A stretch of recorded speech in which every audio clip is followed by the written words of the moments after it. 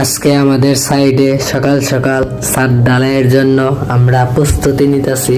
আপনারা ভিডিওটা শুরু থেকে শেষ পর্যন্ত দেখতে থাকেন, ভিডিওটা কন্টিনিউ করতে থাকেন।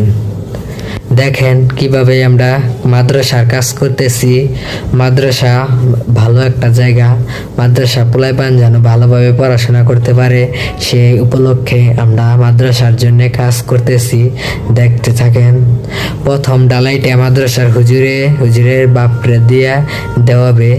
আমি এখন উপরে চলে আসছি, এখন কেরেন দিয়া উপরে মাল তোলা হবে। আপনারা ভিডিওটা কন্টিনিউ করতে থাকেন। এখন উপর তলায় উঠে পড়ছি, উপরে চারপাশে দেখাচ্ছি, ওই যে হুজুরকে দেখা যাচ্ছে,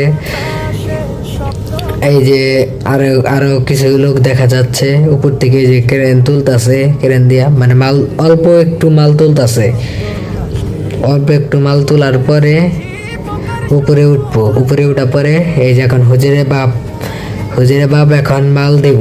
হুজুরে ভিডিও করতেছে, সে হইলো মানে সর্বপ্রথম মানে ছাদের মধ্যে মাল দিব। হুজুরে ভিডিও করতেছে, এই যে মাল দিব মানে প্রথম ডালাই আর বাপরে দাই উদ্বোধন করাইতেছে, এরপরে হুজুরে দিবেও। আপনি দেখতে থাকেন, ভিডিওটা কন্টিনিউ করতে থাকেন। এই যে ঢালাই করতেছে প্রথম, এইভাবেই ঢালাই হয়, জানেন আপনারা। এই যে ভিডিওটা দেখতে থাকেন।